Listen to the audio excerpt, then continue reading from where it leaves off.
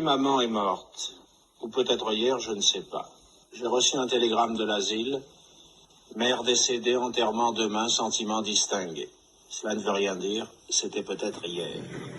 That was the opening lines to Albert Camus' L'Étranger, read by him, Albert Camus himself, which is very exciting indeed. Today we're going to be talking about his philosophy, his writings as a playwright, as a novelist, and also as a philosopher, and how he fits in with kind of the French philosophy, with Jacques Derrida, Jean-Paul Sartre, Michel Foucault, and also other ideas of absurdism and existentialism. We are joined very excitingly by, I don't know how to introduce you, prominent linguist, French, German, and I think Cornish as well, Mawgan Sinchcombe.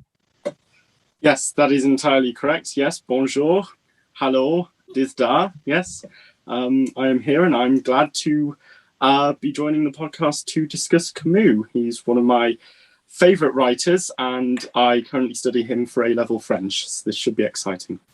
And then we've got the usual crew of Jack and Tom. All of us have read L'Étranger to varying degrees. I've read it in both the French and the English. Morgan, have you read it just the French? Just the I've read it in both French and English. Right, now, okay, yes. well, brilliant. And then Jack and Tom Just being these kind of wow. Sadly, I hate to say it's a lot. Obviously, it's a lot easier in English than it is in French for English speakers. But I don't know if Tom wanted to kick off talking to us a bit about Camus. I know you're a keen Camus fan, or have I just plunged you in the water here? No, sure. I can start off with Camus. So, before we talk about Camus, there's one question on Camus' mind when it comes to his philosophy. His philosophy, obviously, that being absurdism. Although back in the day, he got lumped in with the Existentialists, even though he wouldn't have been a fan of that himself. Obviously, him and Sartre having their friendship turned rivalry back in the 50s, 60s, I want to say, because I think he died I think Camus died in 68 at the age of 48 in a car crash, terribly. Anyway, I'll leave the history of Camus till later. When it comes to Camus, there's one question we have to decide to begin with. We have to look at to begin with. And that question is life worth living? And should we kill ourselves? And while that's bleak, that's one of the most important questions to Camus. And obviously he explores this in the myth of Sisyphus extensively. So, Jay, do you want to kill yourself? No, I do not, Tom. I think this is the point of Camus, and I think you talk about Sartre as well. Is that if the world is meaningless, what's the point of living? And then he challenges Kierkegaard here, if that's right. Kierkegaard suggests kind of the point to live is religion offers a kind of a point of being, and then Camus calls this argument philosophical suicide. I think this is what we were talking about before. So I think it's, I'm on two levels on this, because I think in one case, Kierkegaard's idea, the idea of fate and free will, it plays upon these larger ideas as well. Shall we move around the table, Morgan? Why aren't you killing yourself right now? Why am I not killing myself? Well, I suppose that would be that Camus would probably think I'm ridiculous because I believe in a God. But I think the way that he views suicide is interesting, because he effectively views it as kind of more absurd than the absurd itself. I know we haven't explained the absurd. That's probably going to be a point of contention. Can I actually explain it? Sure. Okay, right. So the absurd in philosophy is this big woolly idea that I suppose people hate to try and define. But the idea is that it's trying to find meaning in what is essentially either a meaningless universe or a universe where meaning is very, very difficult to find or impossible to find. And this is actually where existentialism and absurdism differ. Because whilst Camus placed a lot of emphasis on the absurd and said actually that the relationship that we have towards trying to find meaning is that ultimately it really is useless, existentialism says that you can find meaning somehow. And this is where Jean-Paul Sartre said, existence precedes essence. He believes that you were born and then you have to find your meaning. That is your job, so to speak. Camus didn't believe in this. He essentially believed that you could try and fill your life by doing that, but ultimately at death, trying to actually find this sort of meaning just became useless. So what's the point? Yeah, pretty much sums it up. Obviously, with Sartre, that obviously being with his idea of how to live in good faith as opposed to in bad faith. Morgan, have you? I'm assuming you've read Nausea. I'd imagine you have. Someone as big as you are. No, I haven't. I'm afraid. No. So, Camus was of two minds of Nausea, obviously being Sartre's first novel. Camus was in two minds about this. He wrote two different reviews for this book. Review one, he praised its understanding of the absurd and how the main character, Antoine, or Antoine, unlike the linguists here, I'm not too good at my French pronunciations of names. It praised how it explained the absurd and how people would come to terms with realizing that first they were living in bad faith, again, using some of Sartre's terminology, and then in Sartre's case, but not Camus' case, trying to figure out how to then go on to live in good faith. And that is to recognize the absurd and then that itself become a meaning for you. And this is, again, the Camus-Sartre split, that being Camus didn't really see a meaning inside of a life as a whole.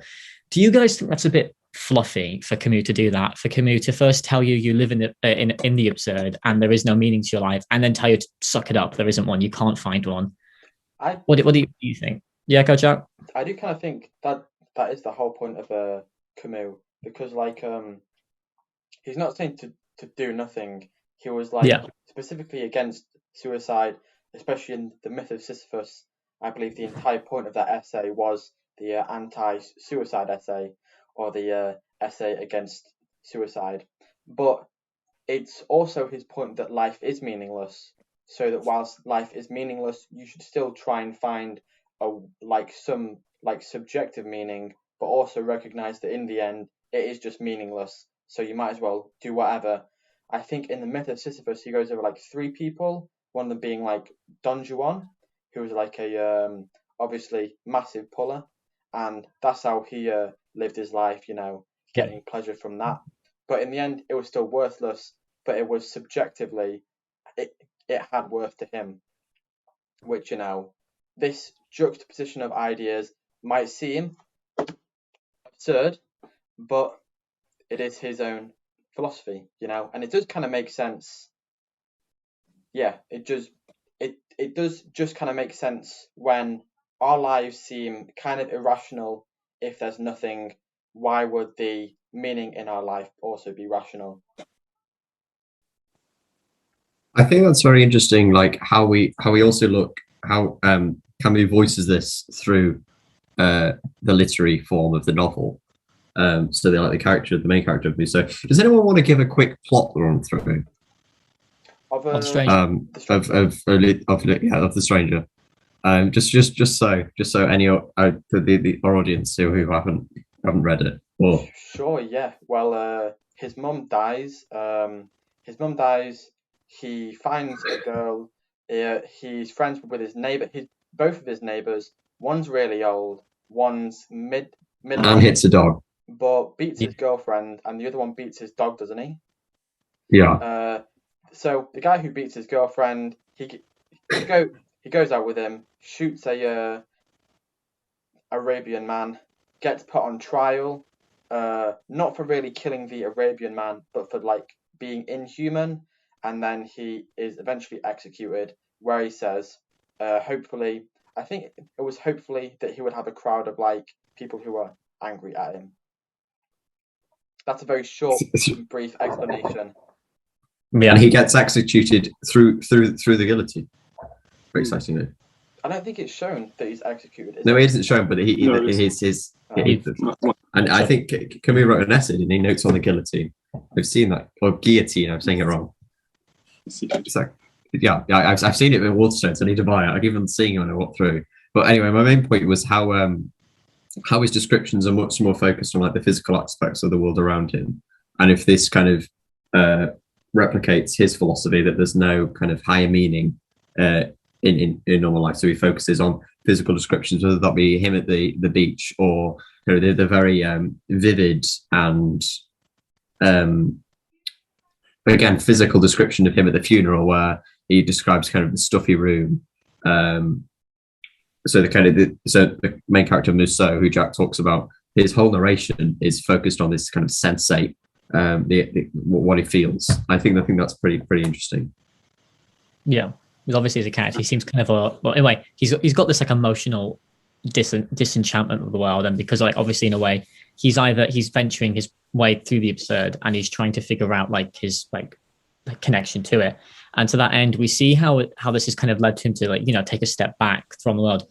In a way, it's as if he's reading his own life through the novel as we are, because he seems to have this disconnection from the people around him, like obviously like his mother. And to this end, we see how, you know, this is like in complete like opposition to all the other characters around us. Again, like his neighbor who's beating his wife, the way like he's obviously such a visceral, angry character, and everyone else seems to have these deep, meaningful corrections around him or wants to have a connection with him, but he himself is at a complete impasse and can't seem to be fueled by the same either anger or passion of everyone else. And I think this is very prominent when he begins to talk to a priest at the end of his life, or towards the end of his life, when we see someone who seems to have found a meaning, and this of course is lost on the protagonist. And I think this is kind of a Camus possibly nodding to again his slightly I don't know if anti-religious would be the right word, but like his dislike for religion as a meaning, and like how he's kind of trying to show how someone who's found meaning in something is, you know, in his with like still living in that kind of a bad faith, and outside of the absurd, he doesn't know what it is that he's looking for. While he has a meaning in his life, it's not one which he should be holding on to. And I think you could say that in a way, like Camus strawmanning the religious in this sense, and like he's looking at something that isn't entirely true. And like, you know, some people, I've seen some criticisms that characters like the protagonist in The Stranger and like Antoine in Nausea seem rather narcissistic and like quite egoist in a way, because they seem to be reliant so much on the self as opposed to those around us, because they have that disconnect. Morgan, what's when it comes to The Stranger, what moments are most poignant to you when you think that right there shows us what Camus' philosophy is? What sticks out to you? I'm going to choose a bit of an odd moment. It's when Musso is going along the funeral procession, and a woman leans over to him and says something along the lines of, if we wait around too long, we'll get sunstroke. But if we try and go too fast, then we will get chills when we get into the church. And the main reason that I actually view that as so important to philosophy is because somehow, and this is very much characteristic of continental philosophy, dealing with questions of life, dealing with questions of how we should live it, it very much speaks the truth about the human condition, I suppose. It's about not knowing which way to go. Do you go too fast, or do you go too slow? Or do you adopt the moderacy? Now, it could be argued that actually Meursault is this moderacy. He's this middle ground. He is apathetic. He doesn't need to necessarily seek meaning or seek choices in life. He just views it with what could be seen really as egoistic, but I'd sort of call it more of a apathetic middle ground, really. Yeah. Mm-hmm. Can I add to Tom's previous point, and also a answer? The most poignant bit in the book for me is near the end, when he ponders like why his mum even started the relationship with the old man, who was they were both in the care home, and they both fell in love when they were about to die. And Camus was pondering why they did that when they would just die anyway soon, even though it brought them like the old man so much grief. And he finally realizes that he did it because she wanted, despite being no meaning to it, she just wanted like some meaning herself. And I think that summarizes Camus' philosophy, to me at least. And it's one of the most poignant bits in the book near the end, if I remember. Yeah. What about you, Joe? About me, if I'm going to be basic, I'd just say the first line. What were the first time we heard about what Camus said? My mother died yesterday. My mother died today, or maybe yesterday. I don't know. I received a telegram from the old people's home. Mother deceased. Funeral tomorrow. Very sincerely yours. That doesn't mean anything. It might have been yesterday. There's this so kind of emotional and profound moment in someone's life. The death of probably one of the closest people they have, and his closest family member is reduced to this kind of. It would seem kind of something of meaningful importance, and if that doesn't speak for kind of what Camus stands for in terms of absurdism, I don't know what really does. And this actually segues into a great question that I want to talk about, is the point of translation. Right. So I'm very proud of my little segue there. Albert Camus is a French. I think he's Jewish, isn't he, or is that Derrida? It's Derrida, I'm pretty sure. I think, yeah, because I know Derrida is an Algerian Jew as well, but so he's a French Algerian. France colonized Algeria back in kind of 1800 and odd, up to I think 1962. So he lived there, and he spoke French. French was his language. And anyway, so the book begins. The first, what I've just said, just flicking to it now. My mother died yesterday. This is the main thing. Maman is what it says in the book. In the French, in the traditional French, it was aujourd'hui maman est morte. So how do we translate maman? Mother is far too formal. Maman is one of these words in French that it's not mummy. This sounds too juvenile. Mum sounds too, if anything, Americanized. I think the word mum is mum, mummy. None of these work, and mother again is too formal. So I was reading Sandra Smith, who translated the Penguin. I think it's 2007 version of what she called The Outsider, and she said, "I didn't know what to choose. I felt mother was the best fit, but in previous, I think Matthew Walker's translation, I think that's his name. He didn't mention it at all. He just said, "Maman died yesterday," and then moved on. So I wonder. I think Morgan will probably have the most pressing views on this, being a linguist. What do you think? So, my view is that you are completely correct, Jay, about maman being sort of like a middle ground between mother and mum.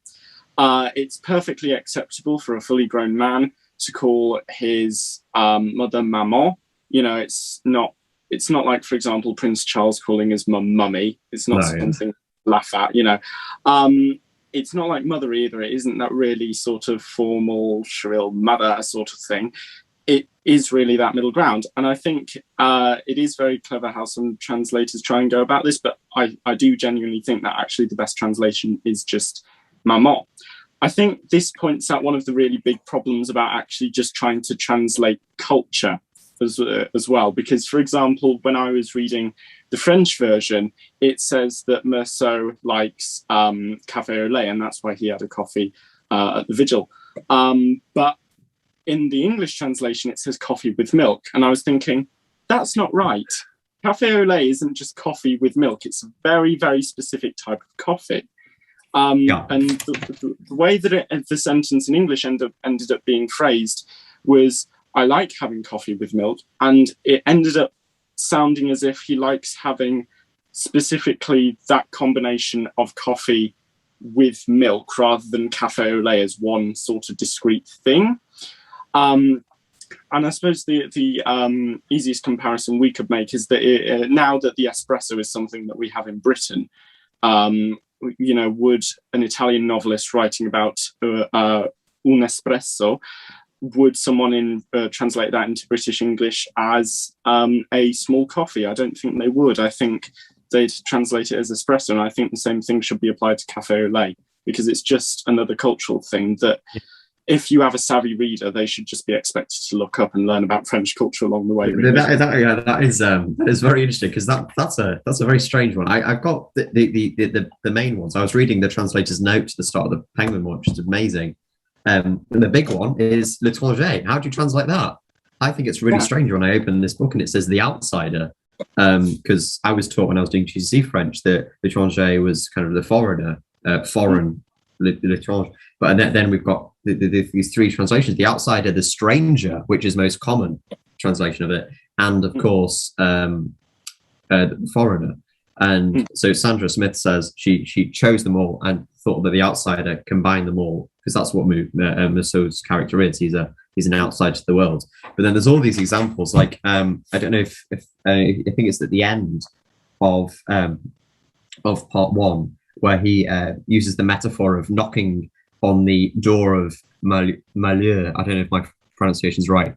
In French, this is a single word with kind of a wealth of associations, kind of destiny, disaster and happiness, misfortune, accident. But so this is really hard for her to define as a single word. So she chose to change it into knocking on the fatal door of destiny, and then that's how he reads. Yeah. But I mean, it just shows kind of the role of the translator in any language, whether that be kind of even Don Juan. Is Spanish originally? Yes. Yeah. So very interesting. Very interesting. Yeah. Mm-hmm. So it turns out. When it comes, go on. Oh, right. Thank you. When it comes to the title, I think this is really interesting because what is our protagonist? Is he a stranger to the land he inhabits? Is he a foreigner? Is he someone who's came into this and seems like a tourist that doesn't belong here, or is he an outsider? Is he someone who exists in this space, but as an outsider, he seems to have this dissonance between him and it?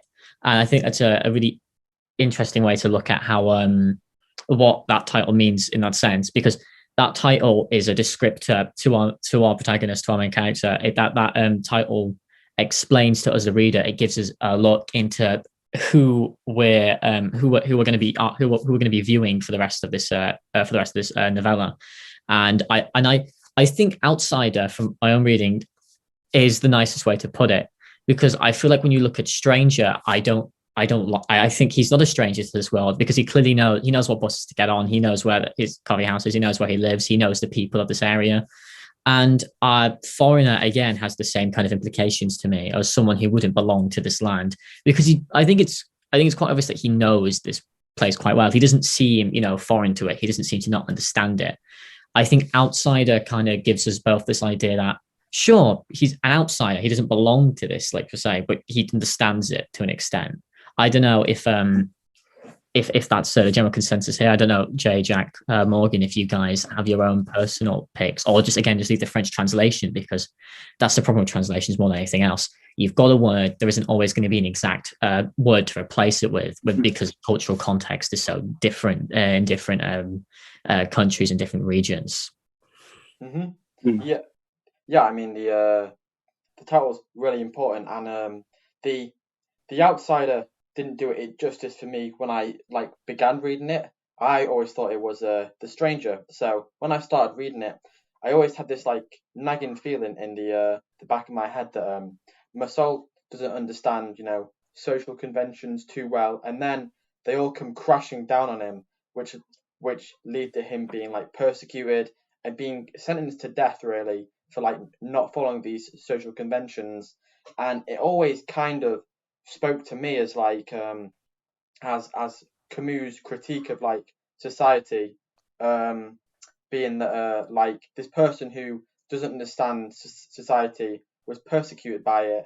And I kind of extended that to, this might not be correct, but this was kind of a account of a Camus from someone who isn't really accepted by society. And there's no good way to put this, but a person who is has a mental disability, who doesn't fully understand society, and how they're treated really bad because they don't understand and follow social conventions which they don't get. I kind of got that through the way because I kind of thought it, and I thought it was a good idea to share, I think. I wonder if that's a really interesting point. I wonder if outsider can embody all three: stranger, foreigner, and outsider. Mousseau is a stranger to himself. He is an outsider to society, and he is literally a foreigner when he's in Algeria as a Frenchman. All these aspects are kind of collected into the phrase outsider. Morgan? I think that Outsider fits the stylistic choice of Camus, actually, in just better. Because Foreigner to me would be almost the second place choice. I don't like the idea of stranger because that implies that he isn't known by anyone to me, and Meursault is certainly known by people. He is no stranger to Raymond. He's no stranger to Salamano. Is that I was just reading it, so I didn't really pronounce it, but yeah, Salamano. He's no stranger to Salamano. But the reason that I wouldn't choose Foreigner in the end, because as much as I think that he is in a sense a foreigner to human social conventions and to the land of humanity, I think that's way too poetic for Camus. I think Camus takes, and I think a lot of existentialist writers, when they do write narratives, do take a fair bit from the modernist genre. So, I mean, if you want to disagree with me, feel free. But I noticed it with Kafka as well, is this very sort of matter-of-fact style of writing that tends to concentrate not on necessarily the interior thoughts, but instead actually the reactions to the world.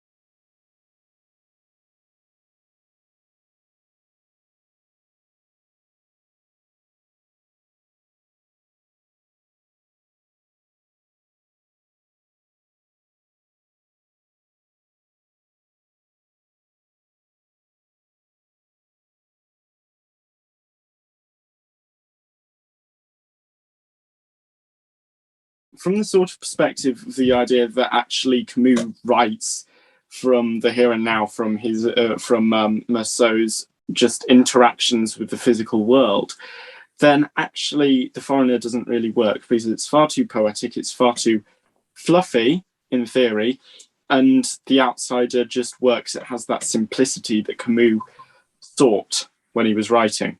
Yeah. I think I'd have to agree wholeheartedly there with the title. That's quite a long debate you can go on with just the title, the translation of the book. I guess that's where you're doing it, isn't it? A level. Why English is so great, or at least French literature. I was wondering if we could talk a bit about its critical reception. I know we might not be. The only reason I talk about this is because I've done a bit of swatting up on my own back. I don't know. I presume Jack and Tom. I'm trying to reach back for a book on my bookshop. It's proving quite difficult. I know that Jack and Tom are quite familiar with me having an interest in post-colonialism and post-colonial literature. Oh yeah, who was was it Dowd? Edward Said. No, really? No. The guy who called L'Étranger a piece of Carmel Dowd, who wrote. Yeah. I'm getting to that. Don't you worry. Okay. Don't worry. So it's Edward Said. I don't know if anyone's heard of him. Yeah. The wonderful post-colonial scholar who wrote Orientalism, probably his most famous work. Culture and Imperialism is this big book on literature and the role imperialism has in literature. This isn't a book plug, by the way. He died in like 2000 something odd, so all the money's going to the Said estate, presumably. But what he does is he looks at this was written in 1993, and he looks at certain novels. So he looks at Jane Austen, he looks at and he looks at Camus. And I thought this was very strange at the start. I was like, oh, well, Jane Austen, I get, kind of Mansfield Park made all the money off imperialist exploits and all these old like great expectations about this.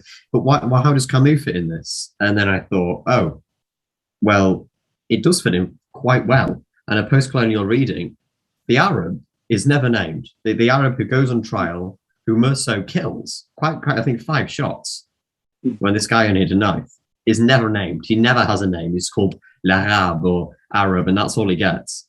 So as Jack quite rightly observed, Kamel Dowd wrote the novel in 2013, the Meursault investigation, which was kind of a post-colonial response to The Stranger, and he looked at the perspective from the unnamed Arab, and he looked at kind of the relationship between them, and then obviously the shooting, and then we kind of have a relationship, and this brings out to a wider idea of post-colonial responses to like works written by these kind of westernized writers. I'm reluctant to say that about Camus, because he was obviously born in Algeria. However, he was a white guy in Algeria, which does have the benefits, and he was of kind of a French heritage when he was living there.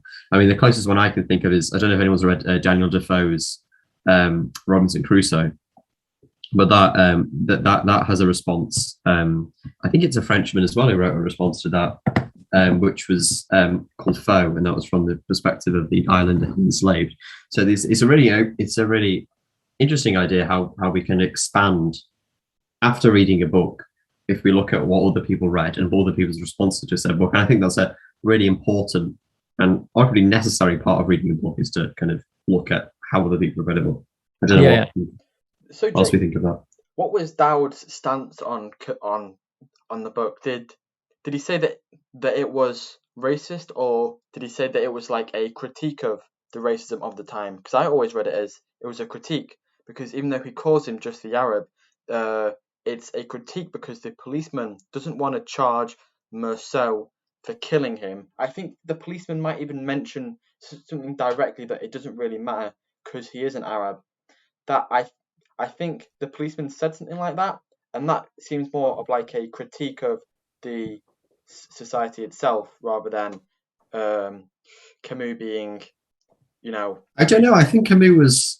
I remember reading some of that. He was opposed to the independence movement in Algeria, and he was opposed to Algerian independence from the French Empire, which ended in quite a rough war of independence. So I don't know what Dowd thought about that, but I think Camus was hardly a kind of anti-imperialist in his writings. I don't know if anyone has any pressing. Well, I would say that it's always interesting to see how these philosophers who are deeply I'd say personal in their philosophies, and what you should do, and what on like such an individual level, when you see what their stances are on like wider political philosophy and state. Like, for example, you're talking about Camus, opposing this independence movement in I just forgot the name of the country. There you go. Okay, you're going to hate me for this. Every time I think Algeria, I think Azerbaijan, despite them being nowhere near each other. I think it's just the A. I'm insane. Anyway. At least it wasn't Afghanistan. That could have ended. Yeah, I'll carry on. No literature and no work of art exists in a void, and it's really important to understand. I guess it's a feat of clay, to use the biblical imagery. Every kind of celebrated hero of the modern times always ends up having feet of clay. Hey, Churchill defeated the Nazis, but he was a racist. Is that kind of, we can look at these statues all around. Oh, he built houses for millions of people, but he invested in the slave trade. We get that kind of response. Believe in alchemy. There's people that things you just wouldn't expect, or that doesn't make any sense, from modern sensibilities. I wonder, the Arab not being named, obviously. I think assume from the get-go that's a deliberate choice by Camus not to name this person who was shot. I think that's very obviously deliberate. But again, do we say this is deliberate because he didn't think the Arab needed to be named in the first place? Because I don't know imperious sentiments that we're going to say that Camus held, or are you going to say he doesn't name the Arab because from these French settlers' perspectives, the Arab is just some nameless nobody? And from that, do we say that Camus, I probably venture to agree with Jack's understanding that Camus in a way would be criticizing this as opposed to blindly, I should say blindly, or being more swept up by the culture of the time period. Morgan, what, if anything, do you think about the Arabs' lack of a name? Do you think this is more Camus trying to a critique, or is this Camus being part of the culture? I'm sort of on the fence. I don't really know. I think that the contextual information of Camus living there, growing up there, growing up in Algeria during the colonial period, he would have been exposed to, let's face it, an imperialist or racist culture, and he would have grown up in it, and he would have grown up arguably benefiting from it, of course. So there is a part of me that does lean to the idea that he was possibly, in himself, he did possibly hold imperialist or perhaps racist sentiments that may have influenced his work, purely based on his upbringing, really. And if Jay's correct and he didn't support the independence movement of Algeria, then it's even more probable. So that's where I stand, just personally. But I'm mostly on the fence, in all honesty. So yeah, it can be hard to tell what needs, like, how someone was influenced by the culture around them if they didn't wrote explicitly about it. What do we want to move on in terms of Camus? So we've had a look at his, we've had a brief look at philosophical suicide. We've looked at his most seminal work. Do you want? I'm gonna throw it out open mic. What are people's most pressing topics I'm gonna talk about when it comes to Camus? I mean, we've done how Camus feels the contention between man's striving for purpose and the almost inherent lack of purpose in the world. We've talked about how Camus fills that void, but I think we might want to fill in the people on how other people either choose to fill in or to not fill in, such as like Soren Kierkegaard with his leap of faith. I know we talked about that earlier, but there are some other philosophers which do dabble in the. I think it is existentialism, because it's the questioning of what is your existence. As much as Camus would say he's not an existentialist, which he isn't, he does branch off of the same question. So, does anybody know any existential philosophers?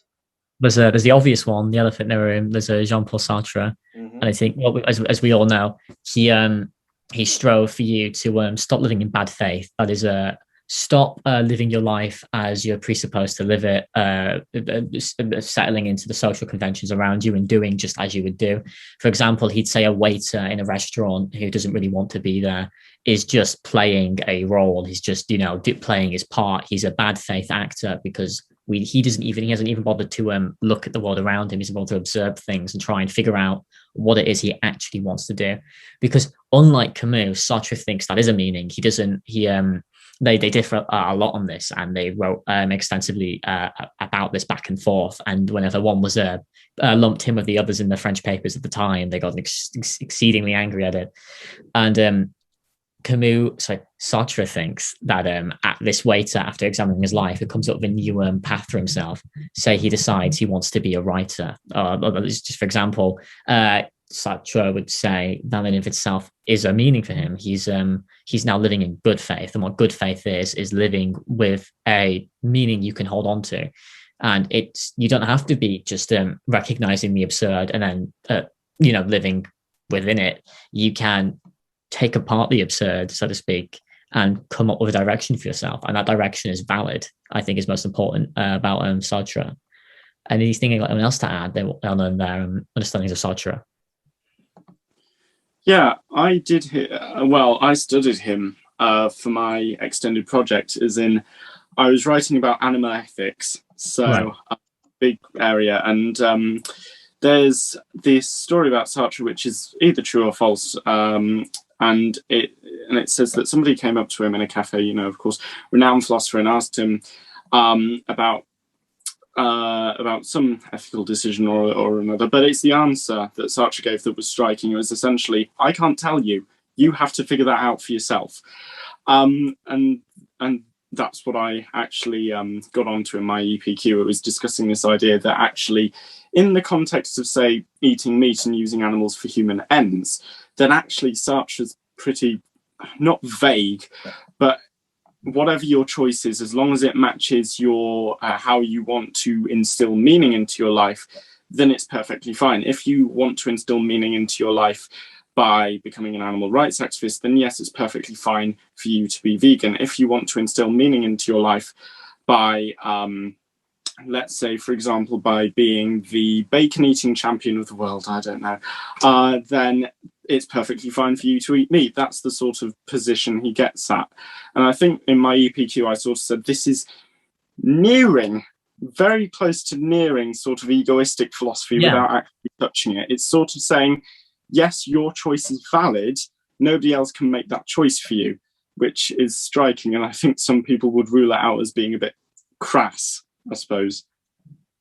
Possibly. Because obviously that ethical egoism, if you look at it, is kind of sadly intertwining such more than Thatcher than socialism, which is, an odd angle to be looking at. Jay, when it comes to, is there any, if I just look, carry on. I was just going, I think it's very interesting about when it was written, because in 1942, as I was saying to Jack and Mawgan before you arrived, this was Nazi time, to use a colloquial phrase. But it literally was. Yeah, to use the official term, Nazi time, 1940s. But they allowed it to be passed, which is extraordinary.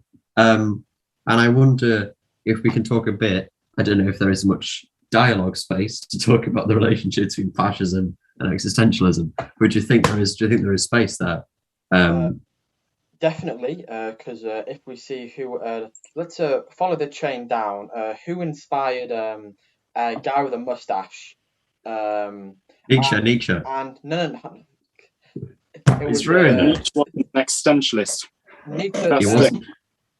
Nietzsche was he? No. Well, he was tricky. He was anti. Hold on. Let's continue with the segue. Was it Emily Forst?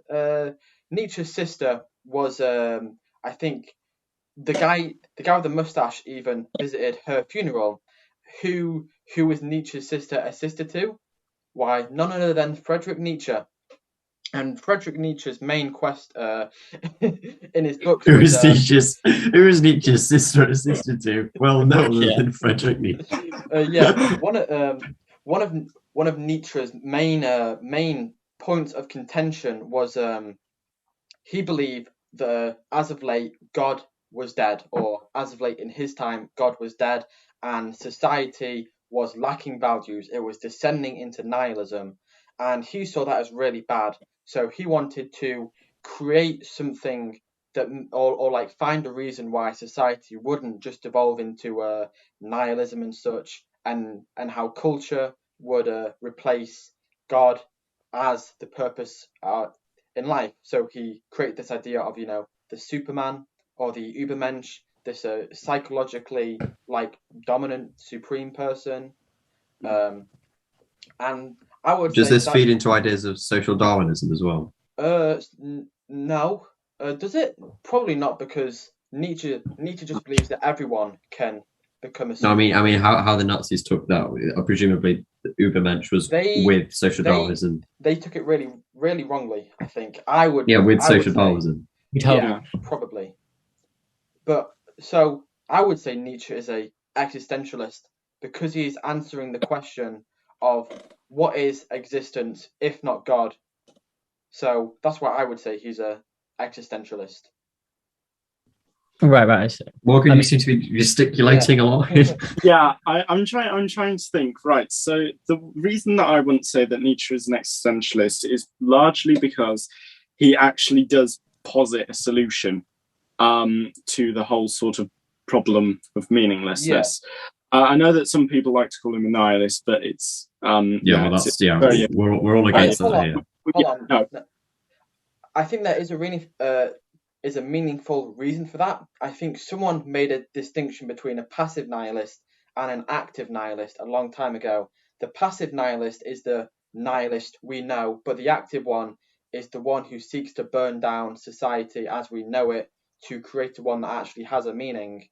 And I think Nietzsche's more of an active nihilist than a passive nihilist. But we know nihilists to be passive nihilists. Okay. Right, that makes sense. Right, that's what makes sense. But the reason I wouldn't call him an existentialist is largely because he does actually find this meaning, or he wants to create this meaning at least.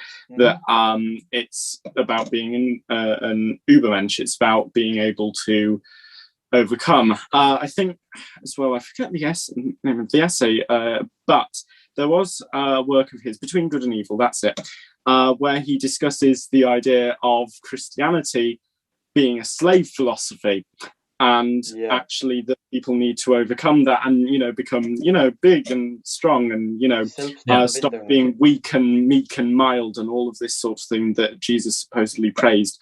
And I can see why that led into fascism, although I'd still argue it's a great interpretation of his work either. Yeah. So, yeah.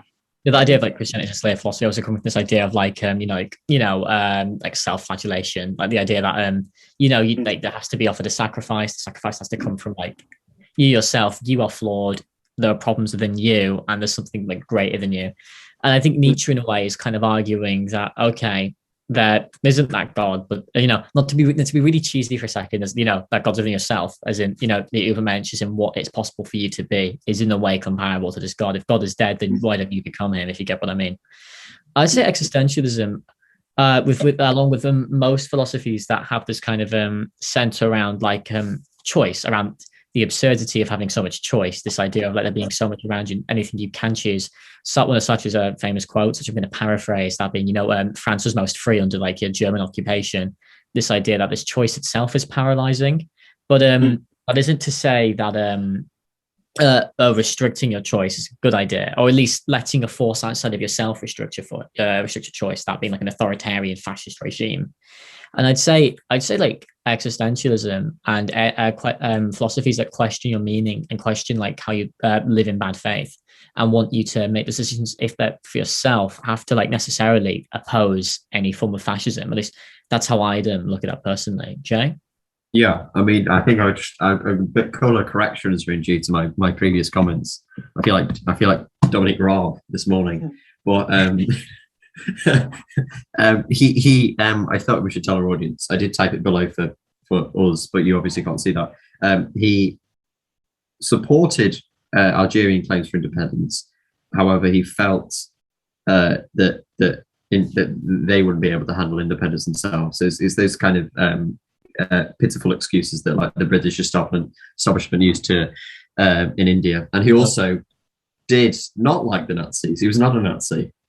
Although the book was published in Nazi Germany, he actually fled with the manuscript in his hand across France through the Nazi invasion. I've got this wonderful idea of kind of him with the screen moving on. Didn't he join the French partisans? That's what I've got here. He was an underground editor until the Vichy regime came in, and then he had to go. Is there anything else we want to talk about, or are we Camus out? Have any of you guys actually read The Plague? Because I know I haven't. But I've heard it's good. I haven't. This is I regret to say this is the only. The Plague is staring at me from across the room, and I'm yet to touch it. Is staring at you because I think it's quite typical, or what's the word? Topical, especially coronavirus, current events. So, Morgan, you read the book because you could probably summarize it a lot better than I can. Right, so it was a long time ago when I haven't read it, but it was a long time ago when I'd even research on it because I did it as Wikipedia page. Wikipedia page, School of Life video sorted. The School of Life video. Oh no! Do you know? I went a couple of weeks ago when we were discussing this. I was like, oh well, you know what? I'll search up Camus as like a short little introduction, and School of Life pops up. I was like, okay, right, we'll get on with this. And then it said, verify your age, and I couldn't go on it because I'm under 18. Well, I guess that's the talk of suicide. But then I went on Kierkegaard and it was fine. And I went on like Nietzsche and all these people, and he's like, oh no, come out, no, you won't get that. I thought they explicitly mentioned kind of annoying American man. Suicide. That'd be my guess. I swear the Nietzsche video actually has like a picture of the man with the mustache in it, though. That's absurd. We can mention him. Can we? Or is that? I said Nazi time, and I'm not. And I haven't been cancelled. Okay, well, Jay, you support him, but I don't. Wow, Red Jesus chapter. Where were we? The Plague. Plague, yeah. Yes. Right. So here is what I remember.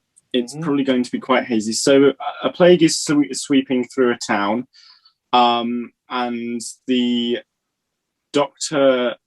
I believe there's a conflict between a doctor who believes he knows what he's doing and a priest who believes that everyone is sinful and they have to repent for their sins.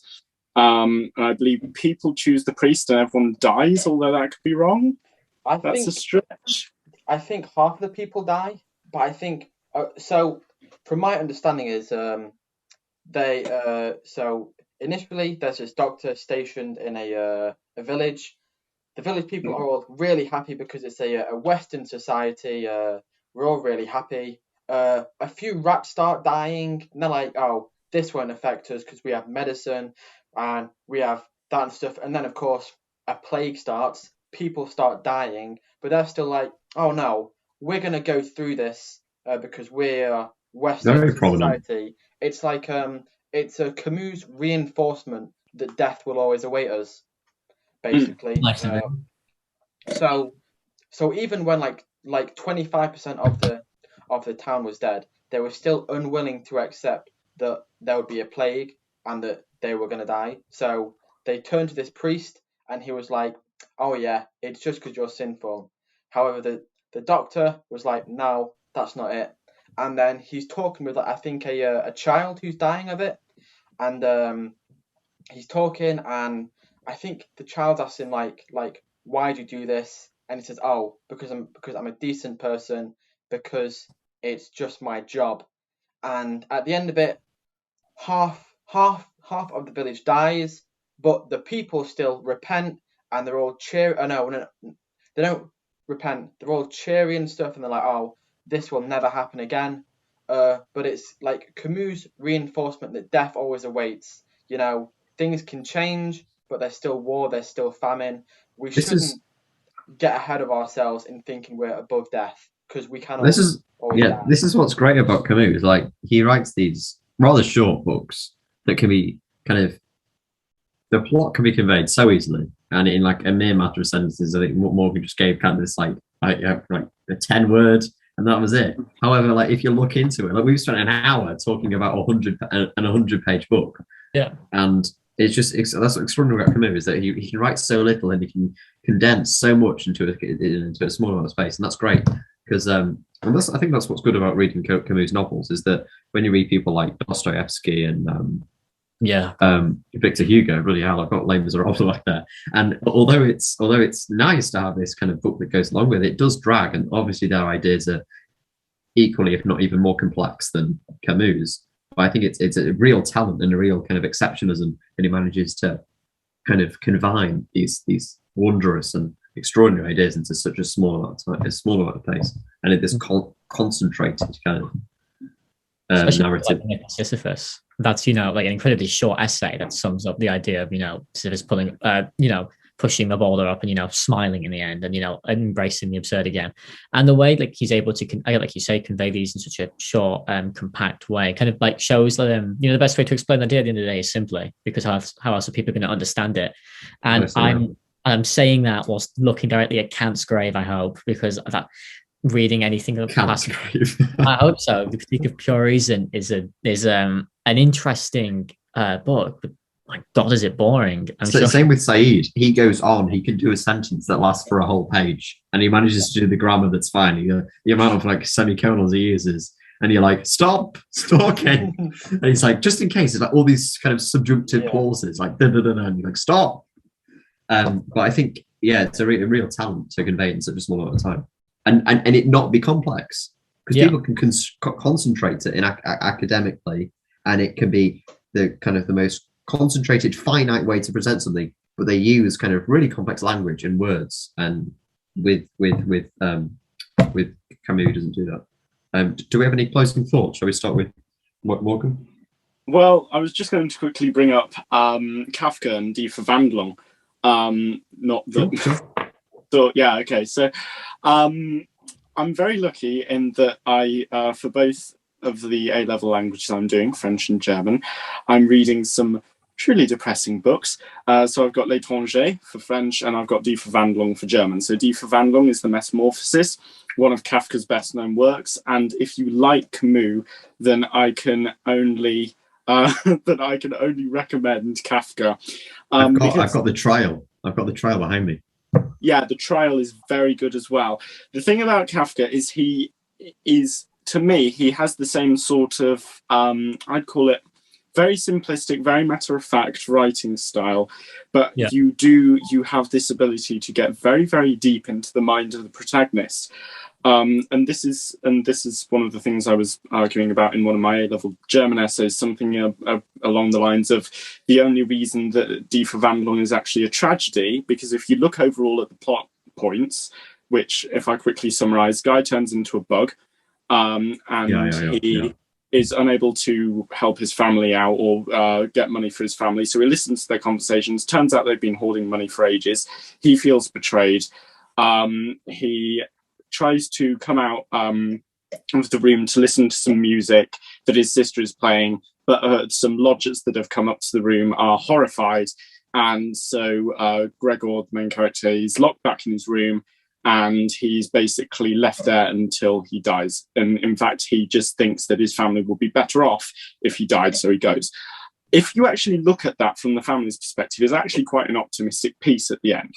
But just because Kafka is so brilliant at actually getting into the mind of this, what is essentially a bug, you get the idea that this is a tragedy, that actually this person has been crushed and oppressed.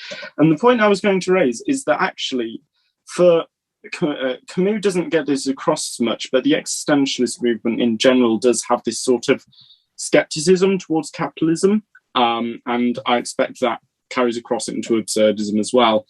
But it isn't conveyed that much, I'd argue, in L'Étranger, and much better conveyed in Die Verwandlung, where effectively Gregor, for the majority of his life, is just exploited, and then when he becomes useless, he's dead.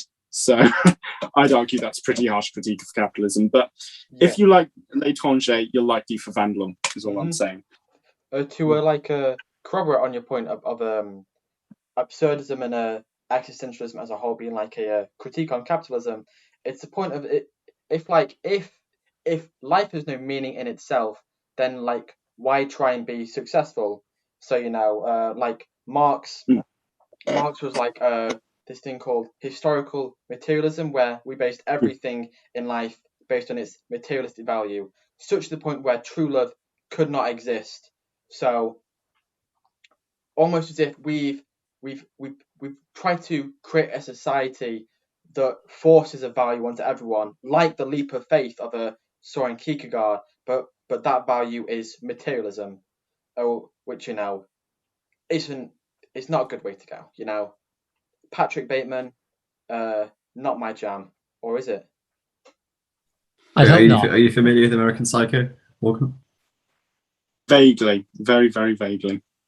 It's a very interesting critique of capitalism, and in a way, it very much Patrick Bateman does live in that bad faith that Sartre talks about at length, and in that way, it's the same way you can interpret these ideas in a more modern setting, because obviously, so the 40s, we're looking in the 80s, and we're looking instead of we're looking at the hotshot bank worker vice president. He's obsessing over business cards and phone calls and reservations at restaurants, as opposed to his life. Material objects are similar to Meursault, I guess. Yeah, it's enough to make him crazy. It's enough to make him kill, or does he? Yeah, just with that, perhaps there is parallels between Meursault and Patrick Bateman. I always thought this when I was reading but removing the vanity. I feel that Meursault has little to no vanity. I don't know if I'm. Yeah, he doesn't seem a particularly vain character. Whereas Patrick Bateman has this kind of really kind of egoist. Yeah. You could say Marxist spin, doesn't it? A Marxist spin on a Meursault, I would say, at least. Yeah, a Marxist spin on Meursault. Wow. Yeah, Bateman seems to be, if you take these ideals and you twist them into a more egoistic fashion, and that's where it takes you. If you when Morgan was talking earlier about Sartre talking about when it comes to, like, say, eating meat or something like that, it's up to the person and the individual. When you get to that far and you stop regarding other people's choices and freedoms, and you look solely to your own, maybe you get a Bateman. All right, you do. I think this is a wonderful point to round off this amazing podcast. I think we've had some extraordinary discussions. Thank you so much for coming, Morgan. Check out his YouTube channel. I think the link will be in the description. We'll put it in the description for you. Lots of language things and yeah, interesting experiences. I think from your varied life. I think varied life existence. Thank you very much. I have no clue what we'll do next week, but I'm sure it'll be something amazing. If it's possible to be less exciting, less thought-provoking than this discussion, but we'll try and make it happen. Thank you very much, and see you next week, hopefully. Bye. Thank you. Au revoir.